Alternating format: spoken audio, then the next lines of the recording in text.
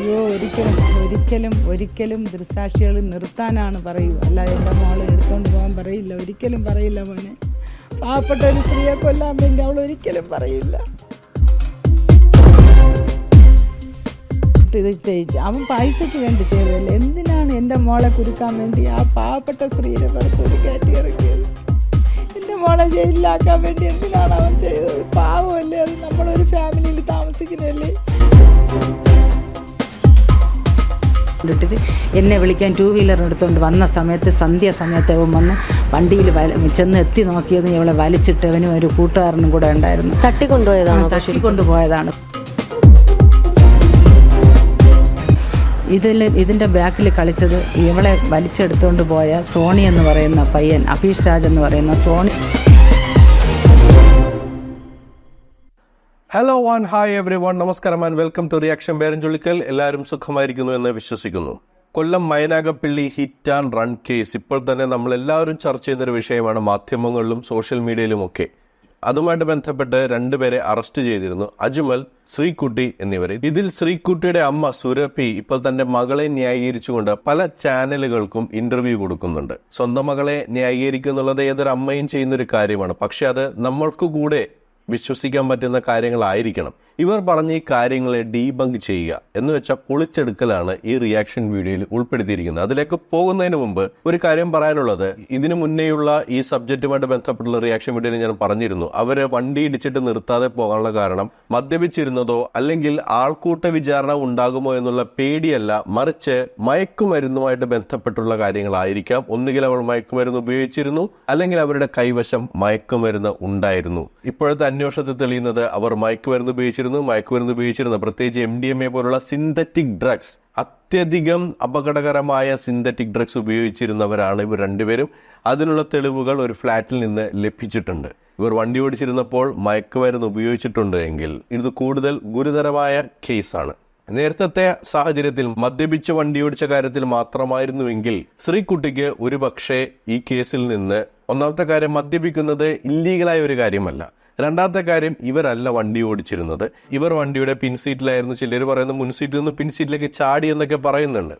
എന്നിരുന്നാൽ തന്നെയും ഇവരിൽ ചാർത്തപ്പെടാൻ സാധ്യതയുള്ള ഒരേ ഒരു കുറ്റം പ്രേരണ കുറ്റമാണ്. വണ്ടി എടുത്തിട്ട് പൊയ്ക്കോ എന്ന് പറഞ്ഞൊരു കാര്യം മാത്രമാണ്. പക്ഷേ അത് സാക്ഷിമൊഴികളിലെ വൈരുദ്ധ്യം എന്നൊക്കെ പറഞ്ഞ് പൊളിച്ചെടുക്കാവുന്ന കാര്യമുള്ളൂ. കോടതിയിൽ ഇവർക്ക് നൈസായിട്ട് ഊരിപ്പറയും. ഇപ്പോൾ തന്നെ ചിലർ പറയുന്നില്ല, മുൻസീറ്റിലാണ് ഇരുന്നിരുന്നത്, പിൻസീറ്റിലാണ്, മുൻസീറ്റിൽ നിന്ന് പിൻസീറ്റിലേക്ക് ചാടിയതാണ് എന്നുള്ള വാദങ്ങളിലെ വൈരുദ്ധ്യം പോലെ ഇവര് ഇയാളുടെ അടുത്ത് വണ്ടി എടുത്ത് പൊയ്ക്കോ എന്ന് പറയുന്നത് ചിലർ കണ്ടു ചിലർ കണ്ടില്ല എന്ന് പറഞ്ഞിട്ടുണ്ടെങ്കിൽ തന്നെ വൈരുദ്ധ്യമായി അവർക്ക് ഊരിപ്പോരാനുള്ള സാധ്യതയുണ്ടായിരുന്നു. പക്ഷേ മയക്കുമരുന്ന് ഉപയോഗിച്ചിട്ടാണ് വണ്ടി ഓടിച്ചിരിക്കുന്നതെങ്കിൽ, അല്ലെങ്കിൽ മയക്കുമരുന്ന് കൈവശം വെച്ചിട്ടുണ്ടായിരുന്നു എന്നൊക്കെ തെളിയിക്കപ്പെട്ട് കഴിഞ്ഞാൽ ഈ കേസ് വേറെ വഴിക്ക് പോകും. ശ്രീകുട്ടിക്ക് ഊരിപ്പോരാൻ കഴിയില്ല. എന്തായാലും ഈ സാഹചര്യത്തിൽ അമ്മ തന്നെ ശ്രീകുട്ടിയെ ന്യായീകരിച്ചുകൊണ്ട് മുന്നോട്ട് വന്നിരിക്കുകയാണ്. പല ന്യായീകരണങ്ങളും വിശ്വസിക്കണമെങ്കിൽ നമ്മൾ പച്ചവെള്ളം ചവച്ചു കുടിക്കുന്നവരായിരിക്കണം. ഒരു സ്ത്രീ, ഒരമ്മ, അവര് കരഞ്ഞു പറയുന്നു, അത് കാണുമ്പോൾ നിനക്കൊക്കെ ക്രൂരത തോന്നുന്നില്ലേ, ഇതൊക്കെ ഡീബങ്ക് ചെയ്യാനെന്ന് വിചാരിക്കുന്നുണ്ടാവാം. ഇമോഷൻസ് അപ്പാർട്ട് ചില കാര്യങ്ങൾ നമ്മൾ അനലൈസ് ചെയ്യേണ്ടത് ആവശ്യമാണ്. സ്വന്തം മകള് ജയിലായി പോകുന്നതിൽ ഒരമ്മയ്ക്കുണ്ടാകുന്ന വേദനയൊക്കെ നമുക്ക് മനസ്സിലാക്കാം. പക്ഷേ കാര്യങ്ങൾ എപ്പോഴും ഇമോഷൻസ് മാറ്റി നിർത്തി കൂടി നമ്മൾക്ക് പരിശോധിക്കേണ്ടി വരും. നമ്മൾ നേരെ അവരുടെ വീഡിയോയിലേക്ക് പോവാണ്. അങ്ങനെ ആരെയും കള്ളം പറയരുത്, എല്ലാം സത്യസന്ധമായിട്ട് ജീവിക്കാനാണ് എൻ്റെ അച്ഛനും അമ്മയൊക്കെ എന്നെ പഠിപ്പിച്ചത്. ഞാനും അവളെ അങ്ങനെയാണ് പഠിപ്പിച്ചിട്ടുള്ളത്. കള്ളം പറയാത്ത ഒരാളാണ് ഞാൻ, അവളെ എങ്ങനെ നല്ല രീതിയിലാണ് വളർത്തിയെടുത്തിരിക്കുന്നത് എന്നൊക്കെ പറയുന്നത് അവളൊന്ന് വെള്ളപൂശാനുള്ള ശ്രമമാണ് ഈ ശ്രീകുട്ടിയെ. പക്ഷെ സംഭവം എന്താണെന്ന് വെച്ചിട്ടുണ്ടെങ്കിൽ ഇവർ പിന്നീട് പറയുന്ന കാര്യങ്ങളിൽ തന്നെ ഇവർ വളർത്തിയതിൻ്റെ ഒരു ഗുണവും ഇല്ല എന്നുള്ള കാര്യം നമുക്ക് മനസ്സിലാവും. അതുകൂടി ഒന്ന് കേട്ടു നോക്കാം നമുക്ക്. അന്ന് എന്ത് പറഞ്ഞിട്ടാണ് ഇവിടുന്ന് കൊല്ലത്തേക്ക് പോയത്? എന്തെങ്കിലും പരിപാടി ഉണ്ടെന്നാണോ പറഞ്ഞത്? എന്തെങ്കിലും പറഞ്ഞിട്ടാണോ പോയത്? ബർത്ത്ഡേക്ക്, കൊച്ചിൻ്റെ ബർത്ത്ഡേക്ക് ഇവിടെ വന്ന് ആഘോഷിച്ച് ഈ നാട്ടുകാരെയൊക്കെ വിളിച്ച് നമ്മൾ എപ്പോഴും ഗ്രാൻഡായിട്ട് എൻ്റെ കുട്ടീൻ്റെ ബർത്ത്ഡേ എടുക്കും. മോൻ്റെ ബർത്ത്ഡേ 8 വയസ്സ് തികഞ്ഞതിന് എല്ലാം അലങ്കരിച്ച് എൻ്റെ കൊച്ചിൻ്റെ ബർത്ത്ഡേ എടുത്തിട്ട് അവൾ പോയി. ഓണത്തിനെ വരൂ അമ്മ, എനിക്ക് എപ്പോഴും ലീവ് കിട്ടൂല, 5 ദിവസത്തെ ലീവ് ഞാൻ തുടരെ എടുത്തിട്ട് വരാം, അല്ലെങ്കിൽ ഒരു ദിവസം ഇവിടെ നിൽക്കാൻ പറ്റൂ, അതുകൊണ്ട് 5 ദിവസത്തെ ലീവ് എടുത്തിട്ട് വരാമെന്ന് പറഞ്ഞ് ഈ ഓണത്തിന് 2 ദിവസത്തിന് മുമ്പേ പറഞ്ഞു, അമ്മ ഞാൻ ഓണത്തിന് ഇവിടെ കാണുമെന്ന് പറഞ്ഞു. അത് കഴിഞ്ഞിട്ട് ഇവള് പിന്നെ വന്നില്ല. അങ്ങോട്ട് എന്ത് മക്കൾ, അത് എല്ലാവരും ഓണത്തിൽ ലീവ് എടുത്തുകൊണ്ട് പോയി, എനിക്ക് വരാൻ പറ്റില്ല, ഒരു ദിവസത്തേക്ക് എങ്ങനെ അമ്മ ഞാൻ വരണത്? ഞാൻ ഓണം കഴിഞ്ഞിട്ട് ഞാൻ എൻ്റെ പിള്ളയെ കാണാൻ 5 ദിവസത്തെ ലീവ് എടുത്തിട്ട് വരാം, അവന് സ്കൂൾ തുറക്കണതിന് മുൻപേ എന്ന് പറഞ്ഞിട്ടാണ് എൻ്റെ പിള്ള ഫോൺ വെച്ചത്. എൻ്റെ പുള്ള ഫോൺ വെച്ചത് ഓണത്തിന് ആൾക്കാർ ലീവ് എടുത്ത് പോയി അതുകൊണ്ട് വരാൻ പറ്റില്ല എന്ന് പറഞ്ഞിട്ടാണ്. എന്നിട്ട് നേരെ പോയത് തിരുവോണമായിട്ട് ബന്ധപ്പെട്ട ഒരു പരിപാടിയിൽ പങ്കെടുത്ത് മദ്യപിച്ച് തിരിച്ചു വന്ന് വണ്ടി ഇടിച്ചു. അമ്മയോട് പറഞ്ഞത് ഓണമായതുകൊണ്ട് ലീവ് കിട്ടില്ല, അതുകൊണ്ട് ബാക്കിയുള്ളവരൊക്കെ ലീവ് എടുത്തു, ഇവർ ലീവ് എടുക്കുന്നില്ലെന്നാണ് പറഞ്ഞത്. ഹോസ്പിറ്റലിലോട്ട് നമുക്ക് മനസ്സിലാക്കാം ബാക്കപ്പ് ഒക്കെ വേണ്ടി വരും. എല്ലാ ഡോക്ടർമാർക്കും ഒരേ സമയം ലീവ് എടുക്കാൻ കഴിയില്ല. ഒരു പ്രത്യേകിച്ച് ക്രിട്ടിക്കലായ കാര്യങ്ങളാണെങ്കിൽ ഇവരൊരു ഗൈനക്കോളജിസ്റ്റ് ആണ്, ഏതെങ്കിലും രീതിയിൽ പേഷ്യന്റിനെ അറ്റൻഡ് ചെയ്യേണ്ടി വരുന്ന സാഹചര്യം ഉണ്ടെങ്കിൽ അവിടെ ഒരു ബാക്കപ്പ് വേണം എന്ന രീതിയിൽ ഇവർ പറഞ്ഞത് ശരിയാണ്. പക്ഷേ അങ്ങനെ അമ്മയെ പറഞ്ഞ് വിശ്വസിപ്പിച്ച ഈ പെൺകുട്ടി പോയത് തിരുവോണത്തിൽ ഒരു പാർട്ടിയിൽ പങ്കെടുക്കാനായിട്ടാണ്. കള്ളം പറയരുതെന്ന് പറഞ്ഞ് വളർത്തിയ അമ്മയോട് തന്നെ ഇവർ കള്ളം പറഞ്ഞിട്ടാണ് പോകുന്നത്. പിന്നെ എങ്ങനെയാണ് ഇവർ പറയുന്ന വാദങ്ങളൊക്കെ മുഖവിലേക്ക് എടുക്കുന്നത്? മറ്റൊരു കാര്യം കൂടി കേട്ടു നോക്കാം. അത് യവന്മാർ എല്ലാ ആഭരണവും ഉരിയെടുത്തു കഴിഞ്ഞതുകൊണ്ട് അവള് വരാതെ നിന്ന് ഓണത്തിനല്ലെങ്കിൽ ഉരിയെടുത്തത് അവനാണ്, ഉരിയെടുത്തതായിരിക്കും. അതുകൊണ്ടല്ല അജ്മൽ, അതുകൊണ്ടാണല്ലോ ആ കുട്ടി വരാത്തത്. ഓണത്തിന് നമ്മളിവിടെ വരുമെന്ന് പറഞ്ഞ് നോക്കിയിരുന്നു. പക്ഷെ അവളെങ്ങനെ നമ്മളെ മുമ്പേ വരും? അവളെങ്ങനെ മുൻപേ വരും? അവൾക്ക് ഫേസ് ചെയ്യാൻ ബുദ്ധിമുട്ടുണ്ട്. പക്ഷെ ഈ കാര്യം അമ്മയോട് മറച്ചു വെച്ച ഒരു മകളാണ്. സത്യസന്ധമായിട്ട് കള്ളം പറയരുതൊക്കെ വളർത്തിയ മോൾക്ക് എന്തുകൊണ്ട് എല്ലാ ദിവസവും വീട്ടിലേക്ക് ഫോൺ വിളിക്കുന്നു, ലാൻഡ് ലൈനിലേക്ക് വിളിക്കുന്നു, ഇവരുടെ ഫോണിലേക്ക് വിളിക്കുന്നു? അങ്ങനെ ഒരു മകളാണ്. എന്തുകൊണ്ട് ഈ കാര്യം പറഞ്ഞില്ല? അമ്മ, ഞാൻ എൻ്റെ കയ്യിലിരിക്കുന്ന സ്വർണം ഇങ്ങനെ ഒരാൾക്ക് കൊടുത്തു, എന്തുകൊണ്ട് പറഞ്ഞില്ല? കുട്ടിയെടുത്ത സ്വർണ്ണമൊക്കെ എടുത്തുകൊണ്ട് അയാളുടെ കൂടെ എന്തിനാണ് ഇവര് കറങ്ങാൻ പോയത്? അപ്പൊ ഈ പറയുന്ന പോലെ അത്ര വലിയ സത്യസന്ധതയൊന്നുമില്ല. സത്യസന്ധയായിട്ട് നിങ്ങളുടെ പാരൻസ് നിങ്ങളെ വളർത്തി, നിങ്ങളുടെ മകളെ വളർത്തിയെങ്കിലും അതിന്റെ ഗുണമൊന്നും കിട്ടിയിട്ടില്ല എന്നാണ് മനസ്സിലാവുന്നത്. അപ്പോൾ ആ ഇരവാദം അങ്ങട് നമ്മൾ പൊളിക്കുകയാണ്. ഇതിൻ്റെ ബാക്കിൽ കളിച്ചത് ഇവളെ വലിച്ചെടുത്തുകൊണ്ട് പോയ സോണി എന്ന് പറയുന്ന പയ്യൻ, അഭീഷ് രാജ് എന്ന് പറയുന്ന സോണി എന്നുള്ള പയ്യനാണ്. ഭർത്താവല്ല, കുട്ടിയെ അപഹരിച്ചു കൊണ്ടുപോയതാണ്. അന്ന് കൊച്ചി ഇഴഞ്ഞു നടക്കുന്ന പരുമായിരുന്നു, കുട്ടിയായിരുന്നു. അവനപ്പോൾ ഒരു 25 വയസ്സോളം കൂടുതൽ വരുമായിരുന്നു ഇവന്. കുട്ടിക്ക് അന്ന് 1 വയസ്സ് പോലും ആയില്ലായിരുന്നു, ശ്രീകുട്ടിക്ക്. അപ്പോൾ ഇവൻ വരുമ്പോഴെല്ലാം ഐസ്ക്രീമും മുട്ടായിയൊക്കെ ഈ കുട്ടിക്ക് വാങ്ങിച്ചുകൊണ്ട് കൊടുക്കും. ചേട്ടനും പോലെ ഇവൻ എടുത്തുകൊണ്ട് നടന്ന് കൊച്ചു കുട്ടിയായിരുന്നു. കല്യാണം കഴിഞ്ഞിട്ടില്ല എന്നാ പറയുന്നത്. 2 കാര്യങ്ങൾ ശ്രദ്ധിക്കണം. കല്യാണമൊന്നും കഴിഞ്ഞിട്ടില്ല, അപഹരിച്ചുകൊണ്ട് പോയതാണ്. രണ്ടാമത്തെ കാര്യം, ഇയാളുടെ പ്രായം, അതായത് ഈ പെൺകുട്ടിക്ക് 1 വയസ്സുള്ളപ്പോൾ 25 വയസ്സാണ് പ്രായം ഇയാൾക്കെന്ന് പറയുന്നു. എന്ന് വെച്ചാൽ നിലവിൽ അയാൾക്കൊരു 51-52 വയസ്സായിട്ടുണ്ടാകണം. ഈ അഭീഷ് രാജ് അല്ലെങ്കിൽ സോണി എന്ന് പറയുന്ന വ്യക്തിക്ക് വിവാഹമായിട്ട് ബന്ധപ്പെട്ട് ഇവർ പറഞ്ഞ കാര്യത്തിലെ കള്ളം പൊളിയുന്നത് ഇങ്ങനെയാണ്.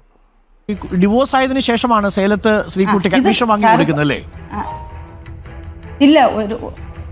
ഇല്ല, ഒരു കാരണവശാലും ഈ പയ്യൻ, ഈ അഭീഷ് രാജ് എന്ന് പറയുന്ന പയ്യൻ ഇതുവരെ ഈ കുട്ടിയെ ഡൈവേഴ്സ് ചെയ്തിട്ടില്ല. നേറ്റിങ്കര കോടതി കിടക്കാണ്.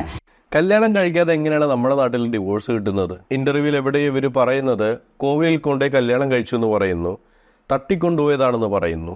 ഒന്നും അങ്ങോട്ട് ചേരുന്നില്ല. കല്യാണം കഴിക്കാതെ ഡിവോഴ്സ് കേസ് ഫയൽ ചെയ്തിരിക്കുന്നു നെയ്യാറ്റിങ്കര കോടതിയിൽ. അത് ഏത് വകുപ്പില്ല? അങ്ങോട്ട് മനസ്സിലാവുന്നില്ല.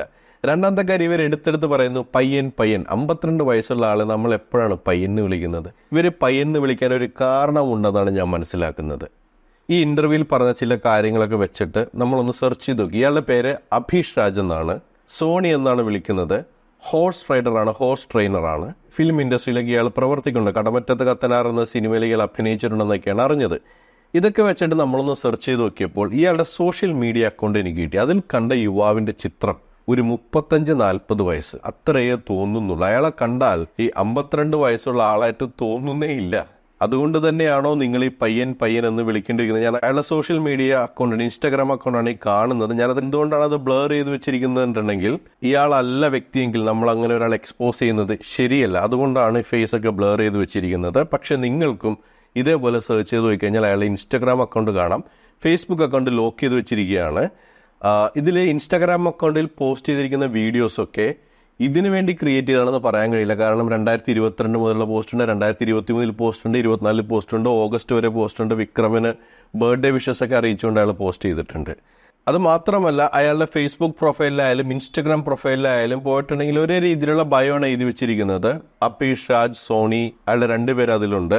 ഇൻസ്ട്രക്ടർ, ഹോഴ്സ് ഇൻസ്ട്രക്ടറാണ്. അയാൾ കുതിരപ്പുറത്തിരിക്കുന്ന ചിത്രമാണ് 2 പ്രൊഫൈലിലും DP ആയിട്ട് ഇട്ടിരിക്കുന്നത്.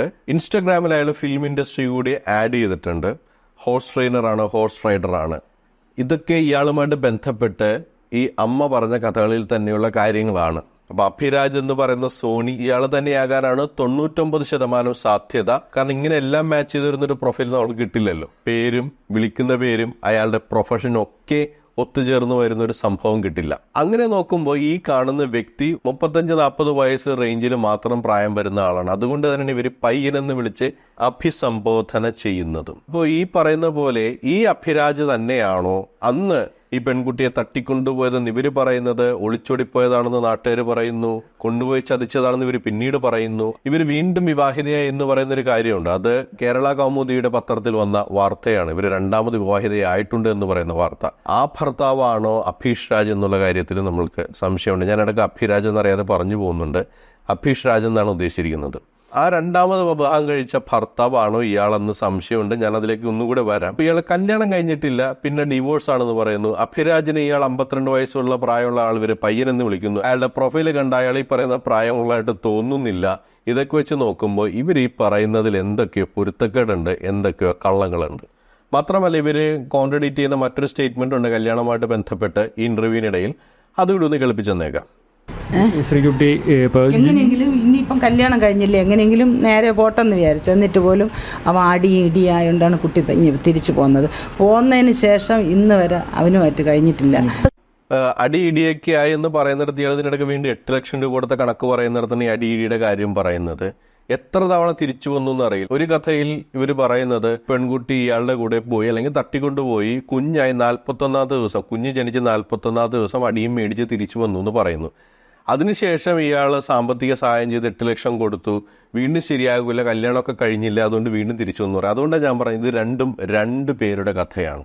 ആദ്യം പോയാൾ വേറെയാണ്, അഭീഷ് രാജ് എന്ന് പറയുന്ന ആൾ വേറെയാണ്. ഇതാണ് സാധ്യത. പക്ഷെ ഇവരിത് മറച്ചു വെക്കുന്നതിൽ ഇവർക്ക് എന്തോ ഉഡായിപ്പുണ്ട് എന്ന് തന്നെയാണ് ഞാൻ വിശ്വസിക്കുന്നത്. ഇവൻ എൻ്റെ വീട്ടിൽ ഇടയ്ക്കിടയ്ക്ക് വരുമായിരുന്നു. ഇവൻ ആദ്യമായിട്ട് വന്നത് അവനൊരു കേസ് സംബന്ധമായിട്ട് വന്നതാണ്. ഓലത്താന്നിലുള്ള ഒരു പയ്യനെ ഇവൻ വെട്ടിയതാണ്. ഇവൻ അങ്ങനെ ആയപ്പോൾ ഈ DSP ഓഫീസിൽ ആരെങ്കിലും പരിചയമുണ്ടോ എന്ന് കേൾക്കാനാണ് എൻ്റെ വീട്ടിൽ വന്നത്. അങ്ങനെയാണ് ഇവനെ ആദ്യമായിട്ട് എൻ്റെ ഒരു ബന്ധുവാണ് കൊണ്ടുവന്നത്. അങ്ങനെയാണ് പരിചയപ്പെട്ടത്. അത് കഴിഞ്ഞിട്ട് ഇവൻ വല്ലപ്പോഴും ഒരിക്കലൊക്കെ ഇവിടെ വരും. നമ്മളുമായിട്ടൊരു സൗഹൃദത്തിലായിരുന്നു. ഇവൻ ഇലക്ട്രോണിക്സ് പണിയൊക്കെ ചെയ്യുമായിരുന്നു. ചാണപ്പം ചേട്ടൻ്റെ കൂടി പറഞ്ഞു, അണ്ണ എന്തെങ്കിലും ഇലക്ട്രോണിക്സ് പണി വരണമെങ്കിൽ ഞാനത് ശരിയാക്കി തരാമെന്ന് പറഞ്ഞു. അങ്ങനെ ഇവൻ ഷാജി എന്ന് പറയുന്ന ആളിൻ്റെ കൂടി പറയുമായിരുന്നു. അങ്ങനെ ഇവിടെ ഇടയ്ക്കിടയ്ക്ക് വരുമായിരുന്നു. ഞാനൊരു സംശയം ചോദിക്കുകയാണ് ഈ വിഷയത്തിൽ. പെൺകുട്ടികളുള്ള അമ്മമാർ കുറെ കൂടി കോൺഷ്യസ് ആയിരിക്കുമെന്നാണ് എനിക്കറിയാവുന്നത്. അമ്മമാർ മാത്രമല്ല, പാരൻസ് കുറെ കൂടി കോൺഷ്യസ് ആയിരിക്കും ആ കുട്ടികളുമായിട്ട് ഇടപഴകുന്ന ആൾക്കാരൊക്കെ ആയിട്ട്. ഇയാൾ ഒരു ക്രിമിനൽ ബാക്ക്ഗ്രൗണ്ട് ഉള്ള വ്യക്തിയാണ്. ഒരു വെട്ടുകേസിൽ പ്രതിയായിട്ട് അതിൽ നിന്ന് ഊരിക്കൊടുക്കണമെന്ന് ആവശ്യപ്പെട്ട് ഇവരുടെ ബന്ധു മുഖേനയാണ് ഇവിടെ എത്തുന്നത് എന്ന് പറയുന്നു. അങ്ങനെയൊരു സാഹചര്യത്തിൽ വന്ന ഒരാൾ എന്തിനാണ് മക്കളുമായിട്ട് ഇടപഴകാനായിട്ട് സമ്മതിക്കുന്നത്? പെൺകുട്ടികളുടെ കാര്യം പോട്ടെ, ആൺകുട്ടികളുള്ള പാരൻസ് ആയാൽ പോലും ഒരു ക്രിമിനൽ ബാക്ക്ഗ്രൗണ്ട് ഉണ്ട്. അയാൾ ഊരിക്കൊടുക്കാനാണ് പറഞ്ഞിരിക്കുന്നത്. എന്ന് വെച്ചിട്ടുണ്ടെങ്കിൽ നിരപരാധിയല്ല. അങ്ങനെയുള്ള ആളുകളൊക്കെ ഇടപഴകി എന്ന് പറഞ്ഞാൽ എങ്ങനെയാണ് ഒരു സാധാരണക്കാരൻ ഇതൊക്കെ വിശ്വസിക്കാൻ കഴിയുന്നത്? ഇവർക്കൊരു മൊബൈൽ ഷോപ്പ് ഉണ്ടായിരുന്നു എന്ന് പറയുന്നുണ്ട് ആ വാർത്തയിൽ. അവിടെ ഇയാൾ നിന്നിരുന്നു, അവിടെയുള്ള പൈസയൊക്കെ അടിച്ചു മാറ്റിയിട്ട് ഒളിച്ചോടി പോയതെന്ന് പറയുന്നു. ഇയാൾക്കൊരു ക്രിമിനൽ മൈൻഡ് ആണ് എന്നുള്ളതാണ് ഞാൻ പറയുന്നത്. ഇത് അഭീഷ് രാജ് ആണോ അല്ലെങ്കിൽ ആദ്യത്തെ ആളാണോ എന്ന തരത്തിൽ ഇപ്പോഴും സംശയമുണ്ട്. ഇപ്പോഴും ഞാൻ പറയുന്നു ഇത് രണ്ടും 2 പേരാണ്. ഇവർ 2 കഥയും കൂടി ഒറ്റ കഥയാക്കി പറയുന്നതിലാണ് ഈ പൊരുത്തക്കിടക്ക് വരുന്നത്. ഇവൻ 5 ലക്ഷത്തിൽ എത്ര രൂപ ഭുവനേന്ദ്രൻ്റെ എന്ന് വാങ്ങിച്ചിട്ട് ഭുവനേന്ദ്രൻ ഒരു കല്യാണത്തിന് പറഞ്ഞ് ഈ ഇവളെ വീട്ടിലുള്ള സോണി എന്ന് പറയുന്ന അവൻ ഈ വീടിൻ്റെ മുക്കുമൂല അറിയുന്ന ഒരുത്തൻ എൻ്റെ കൈവശമുണ്ട്, അവനെ വിട്ട് ഈ പെൺകുട്ടിയെ ഞാൻ എടുത്തിരിക്കുമെന്ന്. ഇവൻ വണ്ടിയിൽ ആര് വണ്ടിക്കകത്തിരിക്കണമെന്ന് നോക്കാൻ പറഞ്ഞ് അന്ന് അവൾ അഡ്മിഷനായി. പിന്നെ പൈസ അടച്ച് 6 ലക്ഷം രൂപ പൈസ അടച്ച് ഈ കുട്ടിക്ക് അഡ്മിഷനായിട്ട് ബാങ്കിൽ ഒരു പേപ്പർ ഒപ്പിടാൻ വേണ്ടി കുട്ടി വന്നതാണ്. വന്നപ്പോൾ ശ്രീകുട്ടി വന്നതാണ്. MBBS അഡ്മിഷനായ കുട്ടിയാണ്.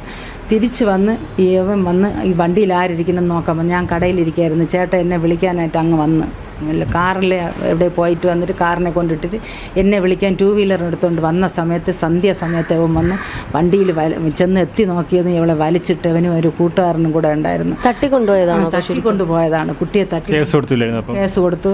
കുട്ടിയെ കൊണ്ട് നേറ്റിങ്കര ഇതിൽ വന്നു. അപ്പോൾ ഇവൻ കൊണ്ടുപോയി ഒളിപ്പിലായിരുന്നു. ഞാൻ അവളെ വീട്ടിൽ അപ്പോഴും തന്നെ പോയി. രാത്രി പോയപ്പോൾ അവൻ്റെ അമ്മ പറഞ്ഞ് അത് അവനെക്കുറിച്ച് എനിക്കൊന്നും അറിഞ്ഞുകൂടാ, ഞാൻ പറഞ്ഞു എൻ്റെ മോളെയും കൊണ്ടേ ഞാൻ പോകുമെന്ന് പറഞ്ഞു നീ ഇവിടെ കയറി കിടക്കണമെങ്കിൽ എന്നൊക്കെ പറഞ്ഞ് അവരെന്നെ ആക്ഷേപിച്ച് വിട്ടു. ആ സ്ത്രീ എന്നെ ആക്ഷേപിച്ച് വിട്ടു, അവൻ്റെ അമ്മ. എന്നിട്ട് ഞാനിവിടെ വന്നിട്ട് വീണ്ടും ഞാൻ പിറ്റേന്ന് രാവിലെ കഴിച്ചു, വീണ്ടും പോയി. ഞാൻ 5 മണിക്ക് കഴിച്ചു, വണ്ടി എടുത്തുകൊണ്ട് പോയി എൻ്റെ മോളെ ഞാൻ അവിടെ വെച്ച് കണ്ടപ്പോൾ അവർ മോള് കരഞ്ഞുകൊണ്ട് പറഞ്ഞു, അമ്മ എന്നെ അവൻ നശിപ്പിച്ചമ്മ, എനിക്കിനി ഒരു രക്ഷയില്ല അമ്മ പോ, അമ്മയെ ദുഃഖിക്കണ്ട, അമ്മ പോ എന്ന് പറഞ്ഞ് ഞാൻ കരഞ്ഞും കൊണ്ട് ഇനി പോന്നു.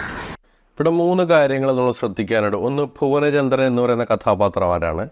അടുത്തത്, 18ാമത്തെ വയസ്സിൽ ഇവർ തട്ടിക്കൊണ്ടുപോയി, ഇവർക്ക് മെഡിക്കൽ അഡ്മിഷൻ ആയിരിക്കുന്ന സമയത്താണ് തട്ടിക്കൊണ്ടുപോയതെന്ന് പറയുന്നത്. അത് ശ്രദ്ധിക്കേണ്ട ഒരു കാര്യം ഇവർ ഇൻ്റർവ്യൂവിൽ പറയുന്ന മറ്റൊരു കാര്യമായിട്ട് കോൺട്രഡിക്റ്റ് ചെയ്യുന്നതുകൊണ്ടാണ്.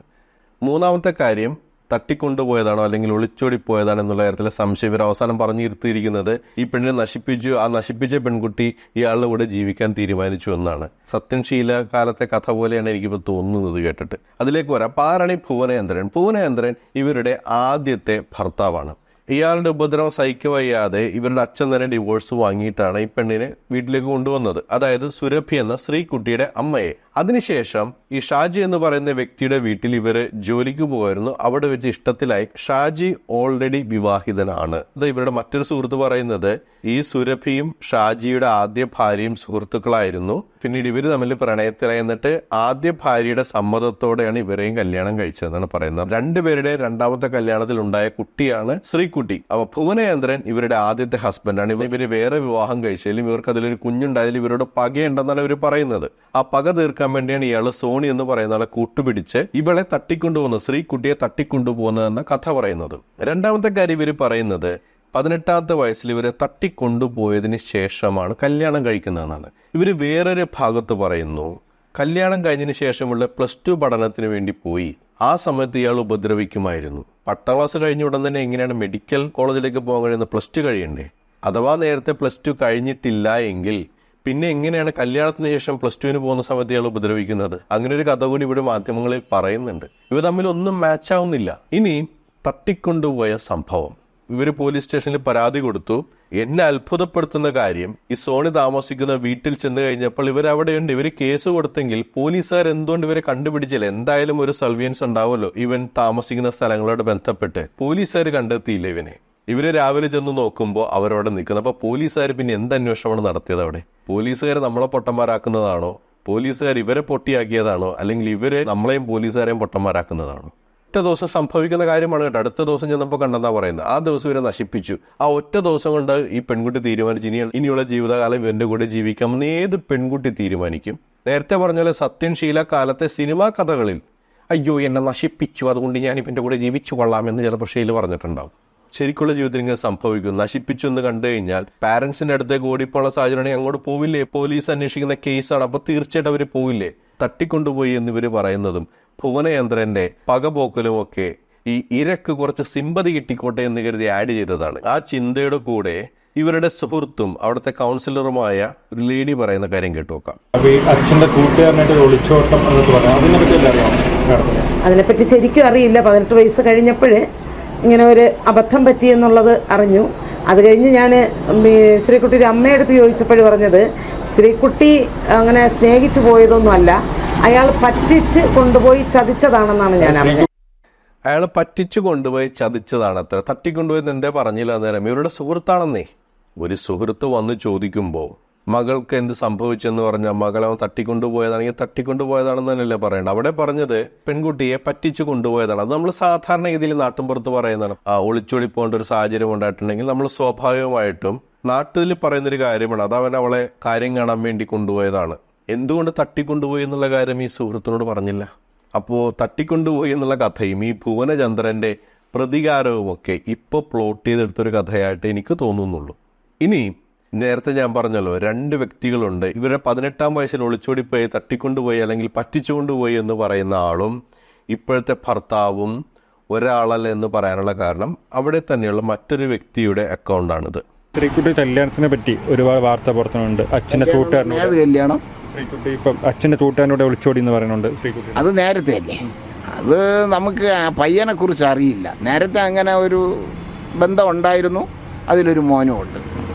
ഇപ്പോഴേ ഉള്ള ഭർത്താവ് എന്ന് പറയുന്ന ആളിനെ കുറിച്ച് നമുക്കൊന്നും അറിയില്ല. അതായത് നേരത്തെ ഒരാൾ തട്ടിക്കൊണ്ടുപോയി, അത് നേരത്തെയല്ലേ? ഇപ്പോൾ ഉള്ള ഭർത്താവ് വേറെ ആളാണ്. ഇപ്പം ഈ പറയുന്ന പോലെ കിഡ്നാപ്പ് ചെയ്ത് കൊണ്ടുപോയതാണെങ്കിൽ ആ നാട്ടുകാർക്ക് അത് അറിയാൻ പറ്റില്ല കിഡ്നാപ്പ് ചെയ്ത് കൊണ്ടുപോയതായിരിക്കും എന്നുള്ളത്. ശരി, പറഞ്ഞു പറ്റിച്ചു എന്നുള്ള കാര്യം നമുക്ക് ഒരു ന്യായത്തിന് വേണ്ടിയെങ്കിലും എടുക്കാം. പക്ഷെ തട്ടിക്കൊണ്ടുപോയി എന്നുള്ള കഥകളൊക്കെ അങ്ങനെ അങ്ങോട്ട് വിഴുങ്ങാൻ പറ്റുന്നതല്ല സുരഭി. അത് കഴിഞ്ഞിട്ട് ഇവളെ ഫോണിനെ അവൻ പിടിച്ചു മാച്ച് പിന്നെ സ്വിച്ച് ഓഫ് ചെയ്ത് വെച്ച് പിന്നെ ശ്രീകുട്ടി കണ്ടിട്ടില്ല. പിന്നെ ശ്രീകുട്ടിയെ എനിക്ക് കാണാൻ പറ്റാത്തതുകൊണ്ട് ഞാൻ പോലീസിൽ വീണ്ടും ഞാൻ കേസ് കൊണ്ടുകൊടുത്തു. എൻ്റെ കുട്ടിയെ വിളിക്കാൻ പറ്റണില്ല. 2 ദിവസം കഴിഞ്ഞപ്പോൾ ഞാൻ കൊണ്ടുകൊടുത്തു. അങ്ങനെ നെയ്യാറ്റിൻകര കോടതിയിൽ കൊണ്ടുവന്നപ്പോൾ എൻ്റെ മോള് പറഞ്ഞു, അമ്മ ഞാൻ നശിച്ച്, എന്നെ അവൻ കൊണ്ടുവന്ന് കോവിലിൽ കൊണ്ടുവന്ന് കല്യാണമൊക്കെ കഴിപ്പിച്ച്, ഇനി എനിക്ക് ഒന്നിനും പറ്റൂല അമ്മ, ഞാൻ എങ്ങനെയെങ്കിലും ജീവിച്ചോളാം അമ്മ, സമാധാനമായിട്ട് അച്ഛൻ്റെ കൂടി സമാധാനമായിട്ട് ജീവിക്കാൻ പറഞ്ഞു. എന്നിട്ട് ഇവളെ ഫോണിൽ നിന്ന് എൻ്റെ ബന്ധുക്കളെല്ലാം വിളിച്ച് പറഞ്ഞു ഞാൻ ശ്രീകുട്ടിയെ വിവാഹം കഴിച്ചു, ഇനി എനിക്ക് പിന്നെ അവളല്ലാതെ ജീവിക്കാൻ പറ്റൂല എന്നൊക്കെ ഇവൻ പറഞ്ഞ് എല്ലാവരെയും പരത്തി. അപ്പോൾ ഇവളെ മുമ്പേ വെച്ച് പറഞ്ഞപ്പോൾ പറഞ്ഞു, അമ്മ എല്ലാവരും അറിഞ്ഞു കഴിഞ്ഞമ്മ, ഇനി ഞാൻ എൻ്റെ ജീവിതം നശിച്ചില്ലേ അമ്മ, അതുകൊണ്ട് ഞാൻ ഇവിടെ തന്നെ കഴിയാമെന്ന് പറഞ്ഞു. അങ്ങനെ പോലീസിൽ വന്നപ്പോൾ അവൾ പറഞ്ഞു അവൻ്റെ കൂടി തന്നെ പോകണം, അവൻ തൂങ്ങിച്ചാവാൻ പേരിക്കിന്. അവൻ്റെ തള്ള പറഞ്ഞ് പിന്നെ കെട്ടി തൂങ്ങിച്ചാവാൻ പേരിക്കിന്, നീ അവനെ കൊല്ലാനാണാടി നീ തുടങ്ങണമെന്ന് പറഞ്ഞപ്പം കുട്ടിക്ക് പേടി തോന്നി അവൻ്റെ കൂടി പോയി. പിന്നെ അതിനുവേണ്ടി തൂങ്ങിച്ചാവേണ്ടി ശ്രമിച്ചു. ചിലപ്പോൾ അവനും കള്ളം പറഞ്ഞായിരിക്കാം, എന്തെങ്കിലും ആയിക്കോട്ടെ, ഞാൻ അയാൾ പറയുന്ന മുഖവിലേക്ക് എടുക്കുന്നില്ല. പക്ഷേ കോടതിയിൽ കൊണ്ടുവന്ന് ഹാജരാക്കി ഇവർക്ക് വീണ്ടും ടെൻഷൻ തോന്നി. കോടതിയിലെത്തുമ്പോൾ ഈ പെണ്ണിന് അറിയാലോ ഇവളെ ഫോണൊക്കെ പിടിച്ചു വാങ്ങി ഇവളോട് വീണ്ടും മിസ്ബിഹേവ് ചെയ്യാൻ തുടങ്ങി എന്നുള്ള കാര്യം ഇവൾക്ക് മനസ്സിലായില്ലേ. കോടതിയിൽ വന്ന പെണ്ണ് വീണ്ടും ഞാനെന്തിനും എൻ്റെ കൂടെ പൊയ്ക്കൊള്ളാം എന്ന് പറയണം. എൻ്റെ ജീവിതം നശിച്ച് എന്നെ നാട്ടുകാരൊക്കെ വിളിച്ചു പറഞ്ഞ് കല്യാണം കഴിഞ്ഞ് എൻ്റെ ജീവിതം നശിച്ച് ഞാൻ ഇവൻ്റെ കൂടെയൊക്കെ ജീവിക്കുമെന്ന് പറഞ്ഞെങ്കിൽ ഇത് വല്ല പഴയ കാലഘട്ടമായിരിക്കണം. ഇവർ അത്യാവശ്യം സാമ്പത്തിക സ്ഥിതിയുള്ള ഒരു ഫാമിലിയാണെന്നേ. 8 ലക്ഷം 6 ലക്ഷമൊക്കെ വെറുതെ എടുത്തു കൊടുക്കുന്ന പാർട്ടീസാണ്. ഇപ്പോൾ സാധാരണ ഒരു പാവപ്പെട്ട വീട്ടിലെ കുട്ടിയാണ് നമുക്ക് പറയാം ഗതികേട് കൊണ്ട് അവൾ സമ്മതിച്ചാണെന്ന് പറയാം. ആ സാഹചര്യം ഒന്നുമില്ല. 6 ലക്ഷം രൂപ തലേദിവസം കൊണ്ട് ഫീസ് അടച്ചതാ. 1 കോടി രൂപകൾ ഇവർ മുടക്കിയിട്ടുണ്ട് അരുൺകുമാറുമായിട്ടുള്ള ഒരു ഫോൺ സംഭാഷണത്തിൽ. റിപ്പോർട്ടർ ചാനൽ അരുൺകുമാർ ആ ഫോൺ സംഭാഷണത്തിൽ ഇവർ പറയുന്നുണ്ട് 1 വർഷം 20 ലക്ഷം രൂപ ഫീസ് അടച്ചിട്ടാണ് മകളെ പഠിപ്പിച്ചത്. 19 സംതിങ് 1 കോടി രൂപ എടുത്ത് 5 വർഷം മുമ്പ് 1 കോടി രൂപ അടുത്ത് ചിലവ് വന്നിട്ടുണ്ട്. അപ്പോൾ സാമ്പത്തികമായിട്ട് ഭദ്രതയൊക്കെയുള്ള ഒരു കുടുംബത്തിൽ നിന്നുള്ള പെൺകുട്ടി എന്തിനാണ് ഇങ്ങനെ ഒരു അവസരം ഉണ്ടായി, എൻ്റെ ജീവിതം നശിച്ചു, ഞാനിവൻ്റെ കൂടെ പോയിക്കോളാം, ക്രൂരനായ ഒരുത്തൻ്റെ കൂടെ പോയിക്കോളാം. ഇവർ നേരത്തെ പറഞ്ഞൊരു കഥയുണ്ടല്ലോ, +2ൻ്റെ കഥ, +2ന് ഉപദ്രവിക്കുമായിരുന്നു പറയുന്ന കഥ. ഇനി ആ സംഭവം കല്യാണത്തിന് മുൻപ് നടന്നതാണെങ്കിൽ ഇവർക്കൊരു പ്രീസിഡൻസ് ഉണ്ടല്ലോ ഇവനുമായിട്ട്, ഇവൻ ദ്രോഹിക്കുന്നവരാണെന്ന് പറയുന്ന ഒരു പ്രീസിഡൻസ് ഉണ്ട്. അത്രയൊക്കെ ഉള്ള ഒരാളുടെ കൂടെ ഞാൻ ജീവിച്ചോളാം എന്ന് പറഞ്ഞ് തട്ടിക്കൊണ്ടുപോയി ബലാത്സംഗം ചെയ്ത് പണ്ട് ഉപദ്രവിച്ചിട്ടൊക്കെയുള്ള ഒരാളുടെ കൂടെ ഞാൻ പോയി ജീവിച്ചോളാം അമ്മ എന്നൊക്കെ പറഞ്ഞിട്ടുണ്ടെങ്കിൽ അതൊക്കെ നമ്മൾ എങ്ങനെ വിശ്വസിക്കണമെന്നാണ് പറയുന്നത്? നമ്മളും കഴിക്കുന്നത് ഈ അരിഭക്ഷണമല്ലേ? അരിഭക്ഷണമല്ല, ഗോതമ്പ് ഭക്ഷണം കഴിച്ചാലും ഇതൊക്കെ വിശ്വസിക്കാൻ പറ്റണ്ടേ?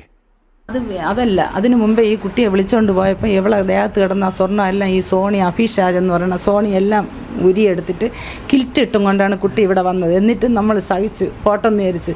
എന്നിട്ട് അവൾ പറഞ്ഞ് അവന് ഹോഴ്സ് വാങ്ങിച്ച് എങ്ങനെയെങ്കിലും രക്ഷപ്പെടുത്തമ്മ, എങ്ങനെയെങ്കിലും അവൻ നല്ലതായിട്ട് ജീവിക്കട്ടെന്ന് പറഞ്ഞ് എൻ്റെ കയ്യിൽ നിന്ന് ഒരു 6 ലക്ഷം രൂപ ഈ ശ്രീകുട്ടി വാങ്ങിച്ച് അവന് കൊടുത്തു.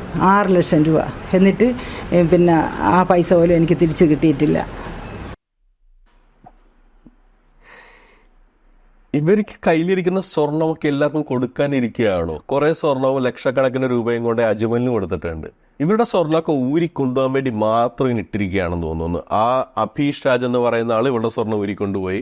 അപ്പോൾ മകളെ റേപ്പ് ചെയ്തു, മകളെ തട്ടിക്കൊണ്ടുപോയി, മകളെ നശിപ്പിച്ചു.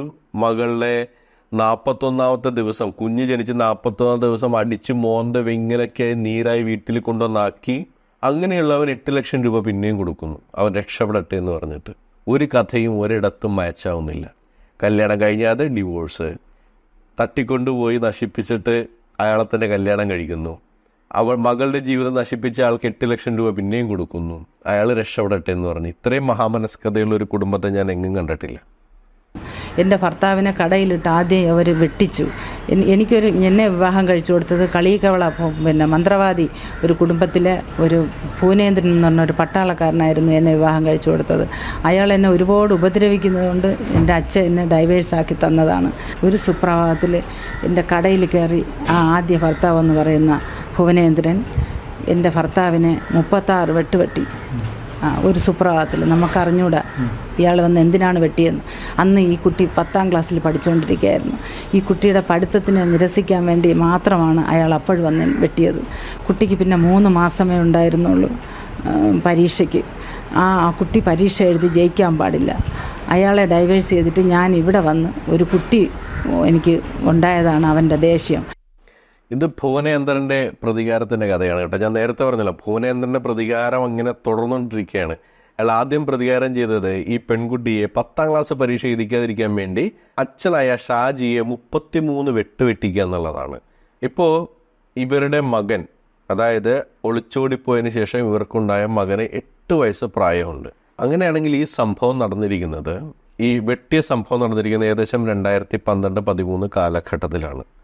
ആൾക്കാർ ഈ കേസ് ശ്രദ്ധിക്കാൻ സാധ്യതയുണ്ട്. ആ സമയത്ത് ഇത്രയും 33 വെട്ടൊക്കെ വെട്ടി എന്ന് പറയുമ്പോൾ ഒരാളെ 31 തവണ വെട്ടുക എന്ന് പറയുന്ന ക്രൂരത ഒരു മാധ്യമങ്ങളെയും ശ്രദ്ധയിൽപ്പെട്ടില്ല.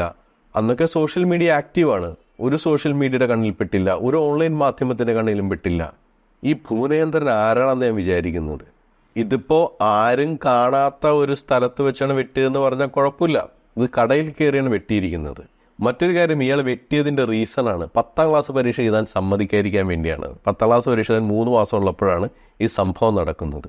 ഒരാളെ വെട്ടി കൊലപ്പെടുത്തി, ഇവ 33 വെട്ട് വെട്ടിന്ന് ഒരാൾ മരിക്കേണ്ടതാണ്, ഭാഗ്യത്തിന് രക്ഷപ്പെട്ടതായിരിക്കും. അങ്ങനെ വെട്ടിക്കഴിഞ്ഞ ആൾക്കാർ ഇയാൾ മരണപ്പെടുമെന്ന് അറിയാം.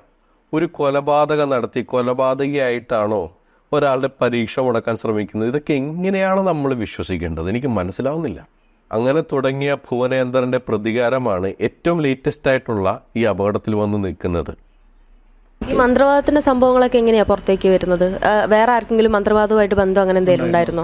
ഇവന് സോണിക്കുണ്ട്, സോണിയുടെ കൊച്ചു ശ്രീകുട്ടിയുടെ ഭർത്താവിന് അവൻ്റെ ഒരു മാമയുണ്ടായിരുന്നു. ആ മാമനെ കൊണ്ടുവന്ന് ഈ കൊച്ചിന് സുഖമില്ലാതായി പാമ്പ് സർപ്പം പോലെ കിടത്തിയിരുന്ന് SLC പരീക്ഷയ്ക്ക് അവ എന്തോ ചെയ്ത് കൊടുത്തെന്ന് നമുക്കറിയില്ല. ദേഹം മൊത്തം ചൊറി പോലെ വന്ന്, പാമ്പിൻ്റെ പുറം പോലെ വന്ന്, ഈ തലയെല്ലാം മുടിയെല്ലാം കൊഴിഞ്ഞ് തലയിലുള്ള എല്ലാം ഒരുമാതിരി ഇങ്ങനെ ചൊറിയുമ്പോൾ പാമ്പിൻ്റെ ദേഹത്തുള്ള ചെള്ളു പോലെ ഇങ്ങനെ വരുമായിരുന്നു. അങ്ങനെ 10ാം ക്ലാസ്സിൽ ഈ കുട്ടി അങ്ങനെ സർപ്പം പോലെ കിടന്നപ്പോൾ ഇവൻ കൊണ്ടുപോയി ഇവൻ്റെ മാമന നമ്മയുടെ സഹോദരൻ എന്ന് പറഞ്ഞ ആളിനെ ഇവിടെ കൊണ്ടുവന്ന് 7 ദിവസം ഒരു തമിഴുകാരനെയും കൊണ്ടുവന്ന് 7 ദിവസവും ഈ കുട്ടിക്ക് മന്ത്രവാദം ചെയ്തിട്ട് ഇവിടെ തന്നെ എല്ലാം അടിച്ചുടച്ചിട്ടിട്ട്, ആറ്റിൽ കൊണ്ടൊഴുക്കേണ്ടതെല്ലാം ഇവിടെ അടിച്ചുടച്ചിട്ടിട്ട്, ആ മനുഷ്യൻ നമ്മളോട് സ്നേഹമുള്ളത് കൊണ്ടായിരിക്കും ആ മനുഷ്യൻ ചേട്ടനോട് പറഞ്ഞെന്ന്, യവൻ നിങ്ങൾ സൂക്ഷിച്ചോണ്ട് യവൻ നിങ്ങളെ കുടുംബത്തിനെ മൊത്തം നശിപ്പിച്ച് കളയുമെന്ന് ആ മനുഷ്യനെ പറഞ്ഞതുകൊണ്ട് ആ മനുഷ്യനെ യവൻ അടിച്ചു കൊന്ന് തെക്കതിൽ ചാരി വെച്ചിരുന്ന് കൊന്നുകളഞ്ഞു ഈ ചെറുക്കൻ.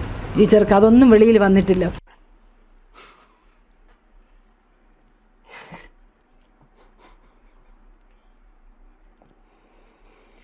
വളരെ ഈസിയായിട്ട് പറയുന്ന ഒരു കൊലപാതകത്തിൻ്റെ കഥയാണ്.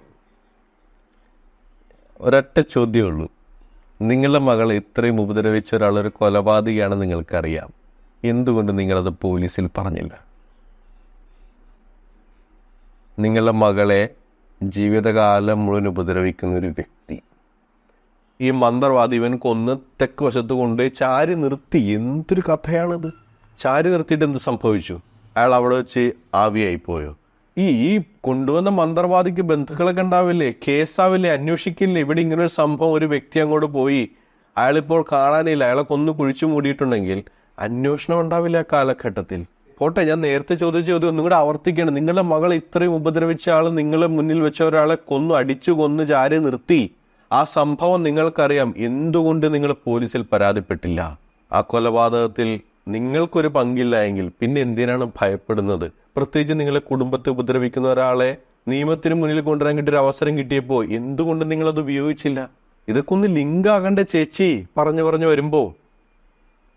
അയ്യോ, ഒരിക്കലും ദൃക്സാക്ഷികൾ നിർത്താനാണ് പറയൂ, അല്ലാതെ എൻ്റെ മോളെ എടുത്തോണ്ട് പോകാൻ പറയില്ല. ഒരിക്കലും പറയില്ല മോനെ. പാവപ്പെട്ട ഒരു സ്ത്രീയെ കൊല്ലാൻ വേണ്ടി അവൾ ഒരിക്കലും പറയില്ല.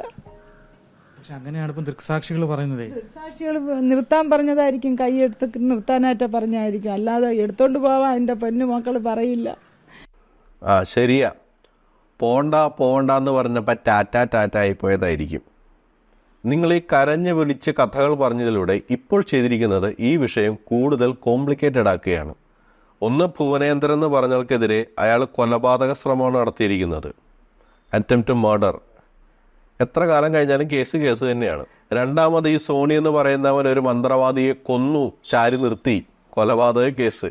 അതുകൂടാതെ നിങ്ങൾ ഈ പറഞ്ഞ മാച്ചിങ് അല്ലാത്ത കുറേ കാര്യങ്ങൾ, 52 വയസ്സുള്ള യുവാവിനെ അയാൾ ഡേറ്റ് ഓഫ് ബർത്ത് കൊണ്ടുവന്ന് കാണിച്ചു കഴിഞ്ഞാൽ നിങ്ങൾ ഈ പറയുന്ന കള്ളമാണെന്ന് പൊളിയില്ലേ? എനിക്ക് അയാളുടെ പ്രൊഫൈൽ കണ്ടിട്ട് തോന്നുന്നത് അവന് മാക്സിമം ഒരു 40 വയസ്സ്, അതിൽ കൂടുതൽ എനിക്ക് കണ്ടാൽ തോന്നുന്നില്ല. ഇനിയിപ്പോൾ ചില ആളുകളുണ്ട് അവരുടെ ഏജ് റിവേഴ്സ് ഗിയറിലാണെന്ന് പറയും. അങ്ങനെയുള്ള ഒരാളാണെന്നുണ്ടെങ്കിൽ യെസ്, ഞാൻ പറയുന്നത് തെറ്റാണ്. മിക്കവാറും നിങ്ങൾ ഈ പറഞ്ഞ കഥകളൊക്കെ നിങ്ങളുടെ മകൾക്ക് തന്നെയാണ് പാരയാകാൻ സാധ്യത. അപ്പോൾ കൂടുതൽ ന്യായീകരിച്ച് കുളമാക്കാതിരിക്കുക എന്നുള്ളതാണ് ഈ വിഷയത്തിൽ നിങ്ങളോട് പറയാനുള്ളത്.